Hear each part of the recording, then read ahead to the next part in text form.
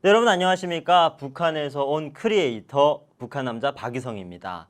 제가 오늘 여러분들한테 설명드릴 내용들은 북한의 사회상에 대해서 말씀을 좀 드리려고 하는데요. 제가 오늘 여러분들한테 설명드릴 간단한 목차입니다.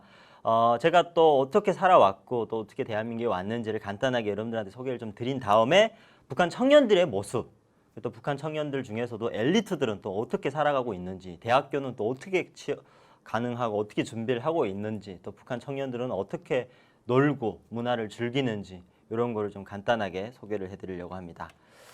일단 자기소개를 좀 할 텐데요. 저는 이제 함경북도 해령시라는 곳에서 태어나서 남한으로 왔습니다.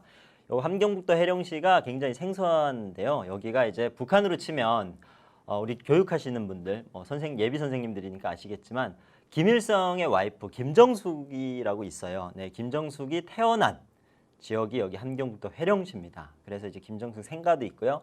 여기 막 혁명사적 유적지 이런 것도 굉장히 많지만 반대로 우리가 굉장히 기억하기 쉽게는 이순재 선생님 아시죠? 탤런트.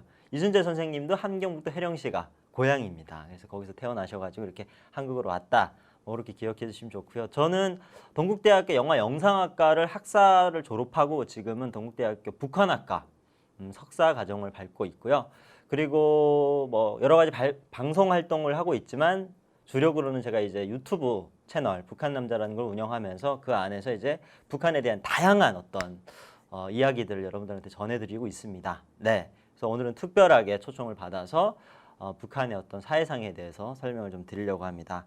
일단은 들어가기에 앞서서 제가 탈북을 왜 했는지 요거를 간단하게 설명을 좀 드리자면 저희 아버지가 이제 북한 사회에서 하지 말아야 될 일들이 굉장히 많은데 그 중에서 하나를 하다가 어쩔 수 없이 남한으로 오게 됐고 또 저는 이제 고등학교를 졸업을 하고 아버지 뒤를 이어서 어쩔 수 없이 한국으로 오게 된 그런 케이스입니다. 이유는 굉장히 많지만 이제 간단하게 그렇게 요약을 해서 설명을 좀 드리고요. 아까 제가 말씀드렸던 제가 이제 태어난 곳이고 북한 한반도 지도에서 북한을 보면 이제 이렇게 생겼잖아요. 그래서 함경북도 해령시는 제일 위쪽에 굉장히 척박하고 춥고 이런 지역입니다. 여기서 이제 남한까지 왔고요. 오는 과정은 굉장히 험난했어요. 우리가 이제 많이들 알겠지만 뭐 북한에서 남한으로 이렇게 쑥 오면 되지 않냐 이렇게 생각하시는 분들이 많은데 그거는 굉장히 위험한 일이고 그래서 중국을 걸쳐서 미얀마 그리고 라오스, 태국 이렇게 3국을 걸쳐서 대부분이 탈북을 해서 옵니다. 뭐 그 정도는 여러분들이 다 아실 거라고 생각하시기 때문에 넘어가겠습니다.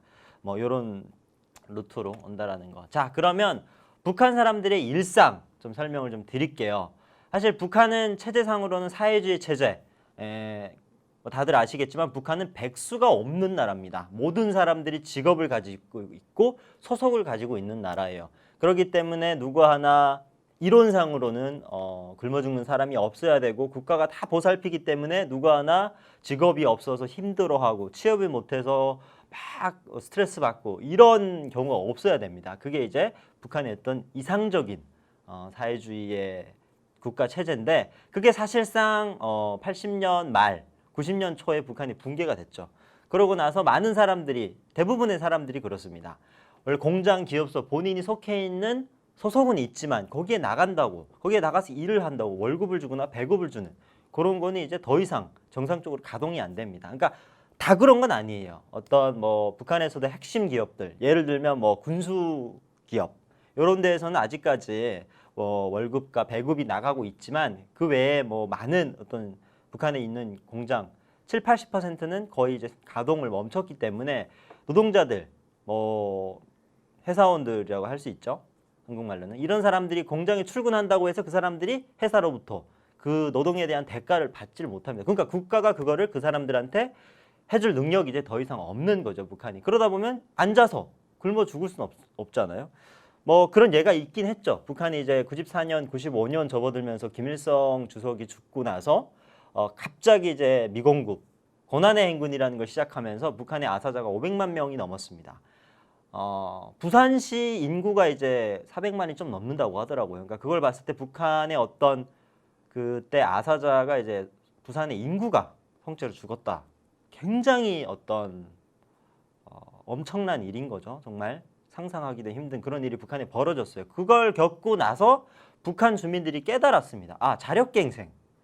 북한 국가가 외치는 게 아니라 내가 해야 되겠구나 이렇게 생각을 한 겁니다. 그래서 뛰어든 게 바로 장마당입니다. 장사란 걸 뛰어듭니다. 그 전까지는 북한이 국가에서 주는 대로 먹고 상점에 가면 있는 거 원하는 거 구하고 이렇게 해서 살았습니다. 그게 풍족하진 않았지만 부족하진 않게 살았죠. 근데 그것 자체도 없어지다 보니까 이제 개인들이 개인에게 서로 주고 파는 어떤 자본주의 시장이 이때부터 생겨납니다. 그래서 2000년 초반부터 북한에는 장마당이라는 게 생겨나죠.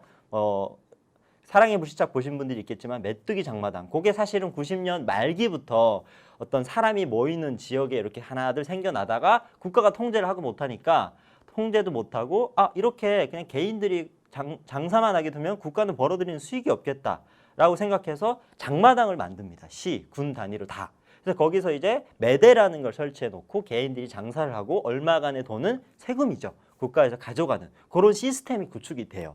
그래서 북한 사람들의 일상 정말 100% 모든 사람들이 아침에 일어나서 하루 중에 한 번은 무조건 장마당을 갑니다. 이 장마당에 가면 사실 고양이 뿔 말고는 다 구할 수 있다. 뭐 이런 말도 많이 하는데 북한 주민들의 삶 중에서 뭐 반 이상은 이 장마당에 의존해서 삶을 살아가고 있어요. 그러면 어떻게 장마당에서 살아가냐? 일단 지역별로 놓고 좀 볼 텐데 제가 살던 지역에는 함경북도 해령시 국경과 마주하고 있어요. 그래서 중국과의 교류가 활발하게 이루어집니다. 이런 곳에서는 중국 물품들이 굉장히 많이 나와요. 옷이라든지 뭐 아무튼 중국에서 모든 물품들이 다 나옵니다. 메드 인 차이나 세계를 지금 장악하고 있으니까 굉장히 많은 물품들이 나오니까 이거를 함경북도에 있는 많은 사람들이 북한 말로는 이제 뭐 공업품이라고 하는데 공업품 이런 것들을 가지고 앞쪽 지방으로 나갑니다. 그러니까 평안도, 강원도, 북강원도, 함경남도 이런 데를 나가서 팝니다. 소매돈, 도매돈 팔아서 거기에 번 돈으로 그 지방에 있는 어떤 특산물이죠. 함경남도, 북한에서 낙지라고 하는데 오징어 같은 걸 이제 사서 북쪽으로 들여와서 중국으로 수출하고 이런 식으로 장사가 시작이 됩니다.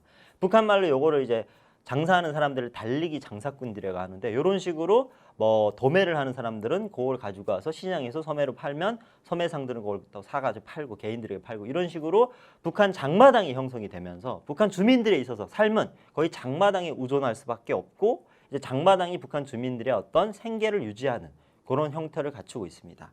그래서 이 장마당에서는 사실 여기도 나온 것처럼 하루에 100만 명에서 180만 명이 이용한다. 북한 인구가 2,500만이라고 하는데 4인 가족을 놓고 봤을 때 한 가족에 한 명은 거의 장마당에 하루에 한 번씩 간다라고 봐야 되겠죠. 그래서 북한의 어떤 주민들의 삶, 장마당에서 모든 게 이루어지고 장마당이 어떤 거의 북한 주민들의 일상이다. 이렇게 좀 말씀을 드리고 싶어요.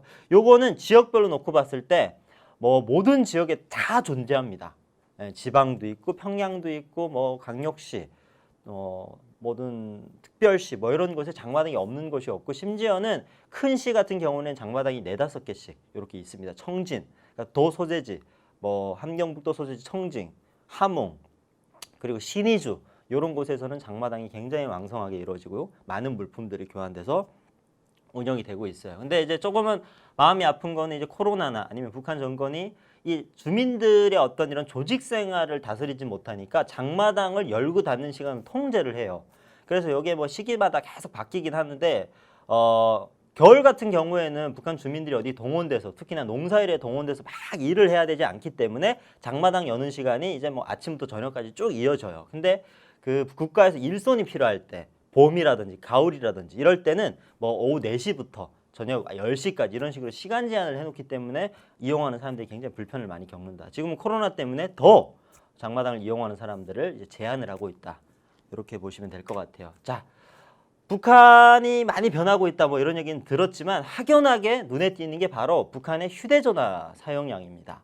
휴대전화 사용량 요게 북한이 도입은 일단 2002년도에 도입이 됩니다. 이게 나진선봉 특구라는 경제 개발 지역을 만들면서 거기에 외국인들과 그리고 또 경제 개발을 하는 어떤 특별 북한에 무역하는 사람들로 인해서 그런 사람들은 처음에는 쓰게끔 원래는 GSM 방식, 그러니까 이제 투지 방식이에요. 투지 방식으로 원래는 이제 도입을 해서 썼는데 이게 태국 통신사가 이제 북한에서 75%의 지분을 가지고 또 조선통신연합회사가 이제 25%의 지분으로 이제 만듭니다. 근데 2002년도에 만들어 쓰는데 이게 통신사라는 걸 많이 써야 이제 거기에서 가격을 뽑아내는데 북한에 들어와서 무역하는 외국인들 대상, 북한의 어떤 특정인만 쓰게 하니까 이게 장사가 제대로 안 되는 거예요. 아무튼 그렇게 운영이 되다가 2004년도에 갑자기 통신 이 핸드폰을 사용을 중단을 시킵니다. 왜 그런지는 뭐 아직까지 공개적으로 밝혀진 게 없지만 2004년도에 북한의 평안북도, 항해북도 명천시에서 큰 폭발 사고가 일어나요. 그래서 그 폭발 사고 이유가 뭐 여러 가지 어떤 내피설들이 있는데 김정일 위원장 암살 사건이다. 뭐 이런 식으로 해가지고 그거를 이제 폭발을 하려고 뭐 이렇게 했던 게 휴대전화를 뭐 어떻게 했다 이러면서 이제 북한이 갑자기 2004년도에 휴대전화를 중단을 시킵니다. 사용을. 그렇게 돼서 중단이 안 되다가 갑자기 2004년도 2004년도 중단됐고 2006년도에 이거 연도를 잘 모르겠는데 2008년도인가 아무튼 갑자기 휴대전화를 이제 개인들 북한 주민들을 쓸 수 있게 일상적으로 이제 보급을 합니다. 요때 들어오는 게 이제 오라스컴이라고 해서 그 해외 통신사가 지분을 한 75%를 가지고 오면서 갑자기 급증이 합니다. 북한 주민들의 휴대폰 가입률이. 근데 북한에는 요 휴대폰을 가입을 할 때 우리는 뭐 대부분 통신사 같은 데 가가지고 우리가 뭐 전화기 값 얼마 이렇게 해가지고 거기 이제 가입이 되는데 북한에는 달달이 내가 통신 요금을 만약에 100시간을 충전하면 충전한 금액대로 이제 돈을 내고 만약에 나는 5시간만 필요해 하면 5시간만 구매를 해쓰고 이런 어떤 시스템으로 지금 운영이 되고 있어요. 그래서 아무튼 북한이 지금 뭐 공식적으로 봤을 때 2018년까지 휴대폰을 가입한 가입자는 이제 600만 명이 넘어난다. 이렇게 이제 보고 있습니다. 통계가. 자, 그러면 이제 북한 주민들이 휴대폰을 쓰면서 어떤 변화들이 일어나냐? 일단은 통신이 이렇게 자유로워지니까 예전에는 북한 주민들이 말 하나 전하려고 기차를 타고 일주일씩 열흘씩 갔어요. 이게 뭐 전화 같은 것도 유선 전화도 다 뭐 도청이 된다. 뭐 이런 어떤 뭐 현상들이 있고 하니까 사람들이 말 하나 비밀리에 전하려고 일주일 열흘씩 기차를 타고 간단 말이에요. 근데 북한 사회가 많이들 아시겠지만 지역 간의 이동이 자유롭지 못합니다. 통제가 돼 있어요. 그래서 함경북도에서 함경남도로 가려면 통행증, 여행 증명서가 필요합니다. 그럼 여행 증명서를 떼려면 그걸 신청해서 받고 이런데 한 달이 걸려요. 한 달 동안에 받아서 가려면 또 교통이 불편하다 보니까 갔다 오는데 2주가 걸려요. 뭐 이런 식으로 막 지체가 됐는데 그러면 이제 뭐 모든 경제 활동이라든지 사회에서 모든 게 다 저지고 굉장히 어떤 정제가 안 된 그런 모양이겠죠. 근데 휴대전화 보급으로 인해서 사람들이 통신이 자유로워지다 보니까 그런 것들이 많이 줄고 통신이라든지 교통이라든지 이런 거에서 굉장히 어떤 뭐랄까 예전에 비해서는 북한이 어떤 체계적인 모습을 갖춰가는 거죠. 기차에 사람이 너무나도 많았어요. 진짜 뭐 사랑의 불시착 같은 데 보면 그거는 진짜 너무나도 정제된 거고 막 기타 빵통 위에 막 타고 다니고 기차 그 화장실 안에서 사람들이 막 자고 이러면서 이동을 했단 말이에요. 근데 휴대전화가 보급되면서 굳이 그렇게까지 해서 왔다 갔다 필요가 없으니까 그런 것들이 정제가 되면서 체계화가 좀 되고 있는 모습이에요. 그리고 이 휴대전화 보급으로 인해서 또 사회적으로 다양한 모습들이 생겨납니다. 첫 번째로 휴대전화 북한에는 이 전화 시간을 서로한테 선물을 하게 돼 있어요. 뭐 예전에 한국도 잠깐 통신사 중에 데이터 같은 걸 선물하는 그런 형태가 나왔던 걸 제가 봤는데 북한도 요 통신전화 시간을 서로한테 개인한테 서로 선물하게 돼 있습니다. 근데 시간이 곧 북한에서는 그걸 충전을 해야 되니까 돈인 거예요. 그래서 이 휴대전화 시간을 가지고 송금 형태의 시스템이 만들어집니다. 그러니까 만약에 내가 너한테 500원을 빚을 졌어. 근데 그거를 500원을 갚는 게 아니라 전화 시간으로 주는 거죠. 그러면 이게 가까이 있는 사람한테는 그렇게 큰 영향을 끼치지 않아요. 왜냐하면 뭐 여기서 거리가 3분 거리면 가서 돈을 갚으면 물면 되는데 만약에 내가 청진에 있고 함경북도에 있고 다른 친구가 평양에 있어. 근데 그 돈을 갚으러 가기는 어렵잖아요. 요 전화 돈으로 서로한테 교환을 한단 말이에요. 그러니까 북한에는 아직까지 운행이 시스템화되어 있지 않아서 국가가 개인의 어떤 운행이 제 역할을 못하기 때문에 요 전화 시간을 가지고 송금 형태의 어떤 사회상이 형성이 된 거죠. 그래서 사람들이 송금을 평양에서 뭐 함경북도 해령시, 해령에서 함경남도 함흥시 이런 식으로 전화 시간을 선물을 하면서 여기 송금 형태로 이루어집니다. 그럼 뭐 또 뭐가 생겨났냐? 요걸로 인해서 많은 청년들이 그 지역에서만 사실 북한은 그 지역에서 나서 자라서 돌아가시는 경우가 굉장히 많아요. 지역 간의 이동이 많이 불편하니까. 근데 그러다 보니까 그 지역에서 나서 자란 사람들, 아는 사람들이 서로 뭐 만나서 결혼하고 이렇게 산단 말이에요. 근데 이 휴대전화 시간으로 인해서 소개팅 문화가 발전이 됩니다. 그래서 내가 함경북도 해령시에 있지만 함경남도에 있는 어떤 능력 좋은 사람한테 능력 있는 사람을 소개를 받고 싶다. 그거를 업자가 생겨나고 그 업자한테 돈이 아니라 전화 시간을 몇 시간씩 주면 그 업자는 그 사람한테 맞는 프로필의 남자, 여자를 골라서 그 정보를 넘겨주는 거죠. 그렇게 서로 번호를 주고받고 연락하고 만나서 결혼까지 이루어지는 굉장히 어떤 우리가 지금 많이들 쓰고 있는 소개팅 앱의 어떤 원초적인 그런 기능들을 하고 있는 거죠. 그래서 휴대폰이 늘어나면서 북한의 주민들의 삶, 다양한 것들이 변하고 있다. 더 많은 것들이 있지만 시간 관계상 여기까지 하도록 하겠습니다. 또 변화한 모습이 있습니다. 바로 휴대전화가 엄청난 빠른 속도로 북한 주민들한테 도입이 되다 보니까 그로 인해서 북한 주민들의 어떤 통신이 굉장히 발달이 됩니다. 북한에 제일 불편한 게 사실 통신이에요. 어딜 가려면 너무 불편해요. 차도 없지, 기차는 맨날 정전이 돼서 기찻길에 서 있지. 근데 이제는 통신이 발달되다 보니까 그런 곳 뭐 사람들이 갈 길도 안 가긴 하겠지만 전화를 가져다가 택시를 부르고 그리고 택시를 가지고 내가 혼자 타는 비용을 줄이기 위해서 누구누구 전화해서 3명, 4명이 같이 타고 이동하고 뭐 예전에 카풀 이런 개념을 보면 될 것 같아요. 우리가 뭐 카풀 할 때도 필요하면 전화나 뭐 어플로 해가지고 거기까지 가는 사람 서로 모르는 사람들끼리 모여서 가고 이런 게 가능했잖아요. 근데 예전에 휴대전화가 없을 때는 그런 사람들을 일일이 가서 다 물어보거나 있어도 연락을 하기가 힘들었는데 요즘에는 핸드폰으로 이렇게 다 해가지고 문자 주고받고 전화해가지고 거기까지 가는 사람들 모아서 콜택시를 불러서 다니고 그러면서 북한에 제일 많이 생긴 게 휴대전화 이후로 생긴 게 택시입니다.